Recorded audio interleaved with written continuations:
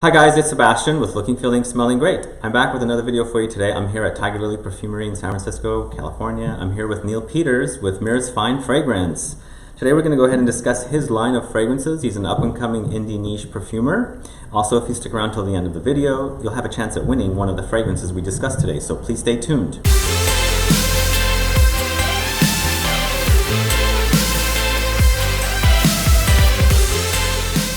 So Neal, thanks so much for joining me today here at Tiger Lily Perfumery. Tell me a little bit about your fragrance line. How did you get started, first of all?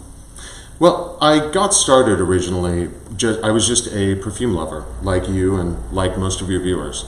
I started out by going and looking for a fragrance to find one that I really, really loved. And I found some things that I liked quite a bit, but it seemed like nothing was quite perfect.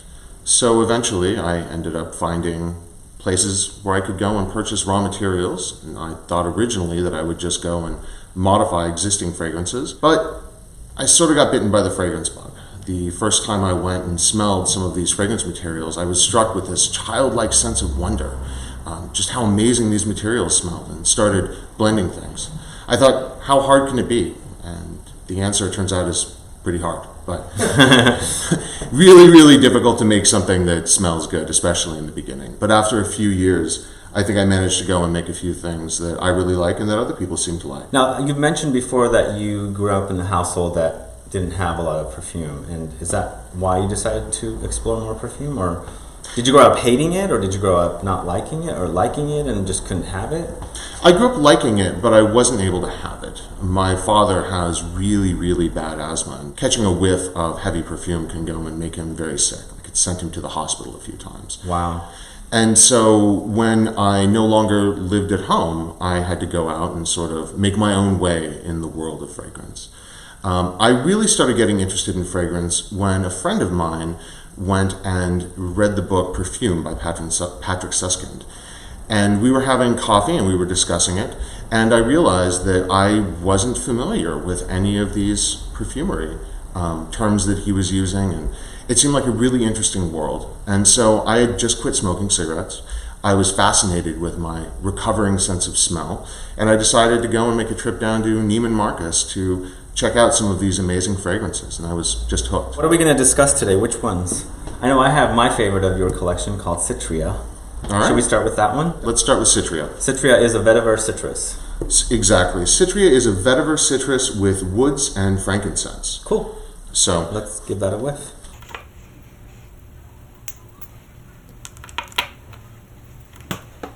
Yeah, this one's a great combination of both vetiver and citrus.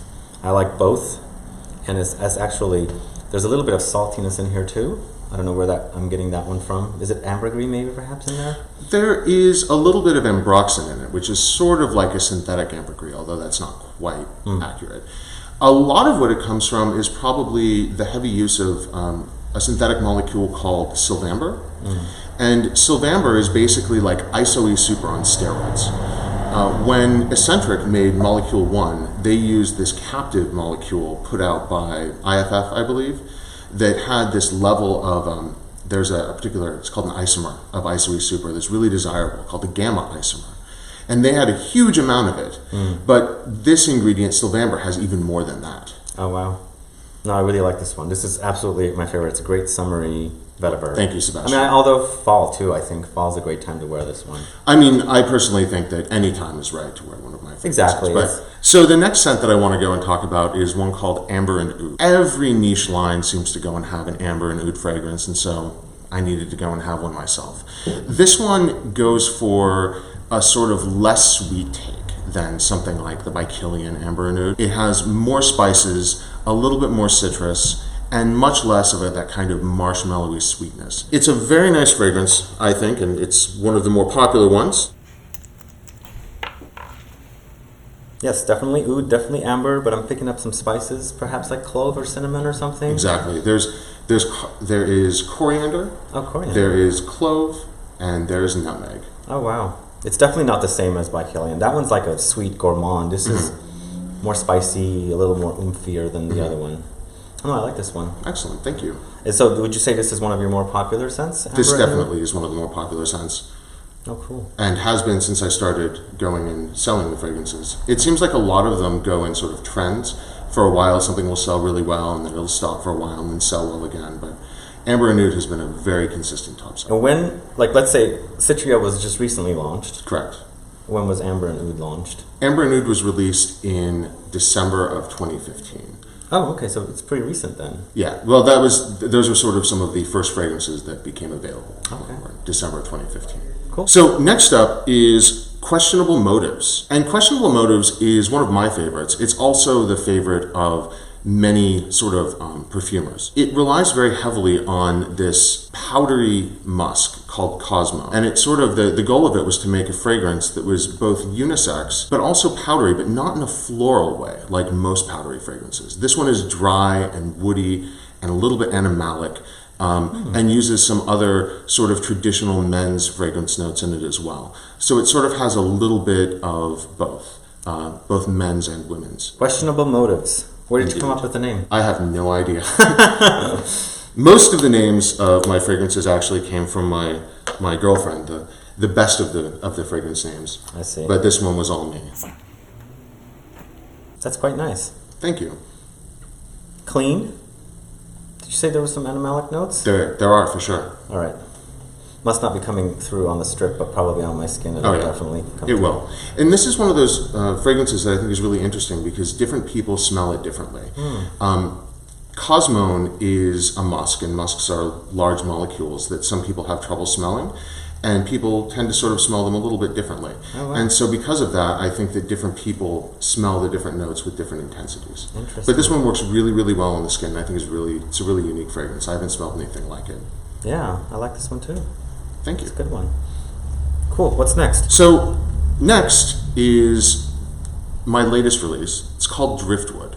And the goal of Driftwood was to go and make a fragrance that smelled like this intense woodiness combined with a fresh sea breeze. And so Driftwood goes and combines sandalwood, cedar, frankincense, and pink pepper, and a few other things, along with silver ambergris and some other notes to give it this kind of fresh ocean breeze, like you're smelling a piece of driftwood with the crashing waves in the background. Great story. Thank you. I love all these fragrance stories. I mean, every fragrance has a story. And I like the spicy notes in here, but I've tried it on my skin. It turns a little aquatic on me, so this is not one of my favorites of yours, unfortunately. No, but for sure. I do know somebody that really likes it and wears it, and you know that person. Yeah, I think that that's sort of one of the things that happens in niche perfumery, and I think that's one of the really great things about niche perfumery. The goal isn't to go and make a fragrance that everyone likes. The goal is to make a fragrance that a few people will love, and you have to kind of take with it that it may not be other people's cup of tea. Yeah. So I've had people that go and smell my fragrances and are like, oh, this is horrible. I mean, they don't say that, but you can kind of tell. And there are other people that go I've had that happen, and then right afterwards somebody comes up and says, that is the most amazing thing I have ever smelled in my life. Very true. So I think that that's really, what you just brought up is really part of the beauty of niche fragrances, is that rather than going and trying to pander to a really wide audience, we're going and trying to make fragrances that a few people will really love. All right, and what's next? The one that's been getting the most press recently is one called Wicked Stepmother, which is probably my only fragrance that's really a women's fragrance. And Wicked Stepmother has just been reviewed very well by Now Smell This. It's been selling very well, and it's basically this explosive jasmine, amber, fruity floral. So I'll let you have a sniff of that. I like the name. Thank you. That was one of my girlfriend's names. I thought that it was not a very good name to start with, to be honest. And then she assured me that, in fact, people would love it. And they have. There's a trend I'm smelling in your fragrances of spices that I really like those spices. Excellent, thank you. Yeah, maybe cloves and cinnamon. Exactly. I don't know if you have it in here or not. Yeah, there's definitely clove in that. Cool. Yeah, I can see why this is more feminine. Is it tuberose or jasmine, you said? Jasmine. Two different types of jasmine. Oh, well, yeah. It's nice, yeah. Thank you. It has a very kind of a vintage or classic feel to it, too. Is there a reason maybe that's how the name came, Wicked Stepmother, maybe because it's... I think that it has certainly definitely a vintage feel to it. A lot of my fragrances use a sort of amber accord that has animalics in it. And animalics are something that people don't really use a lot in modern designer fragrances. The kind of fragrances that I tend to like are sort of like the vintage mainstream fragrances from like Guerlain, Chanel, Dior. This one definitely has kind of a, Guerlain, perhaps. Oh. Well, thank you. That's a big compliment. So next, let's go ahead and have a sniff of Sordid. Sordid. Sordid is a fragrance that goes and makes heavy use of that animalic amber. Okay. Combined with a little bit of violet and a few other things. It's definitely a very dark, sweet, intense fragrance. I'm picking up the animalics, but it's not so strong. Perhaps it's on the strips, that's why. No, I like this one. Thank you. I like the name of it too, Sordid. So this is, what kind of animalics did you say it was? So this uses a fair amount of ambergris, or at least synthetic ambergris, and deer musk. Deer musk, okay. Or at least synthetic deer musk. Okay. Real deer musk isn't actually legal. Cool, yeah, this one's nice. So what are the prices of your fragrances? Tell me a little bit about sizes and prices and what strength are the fragrances? Sure. All of my fragrances are sold in Perfume extrait strength. Measuring the actual concentration of a fragrance is a little bit more difficult than people sort of make it out to be, because there are some judgment calls for that.